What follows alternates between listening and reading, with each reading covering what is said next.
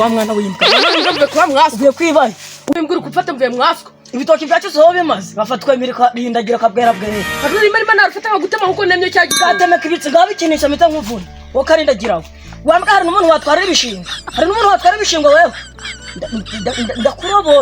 ndakurobora nuko maze ibintu by'imikino ibitoki byacu naraho bimaze kabwera bwa mwana w'imbwa ubwo n'umuro karindagira nagicisha mumenye ari cyo bikinisha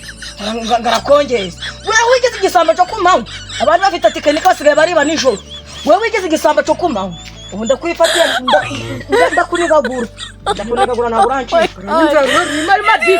kabwera ntabwo urancika basi nakubiswe siko nanyoko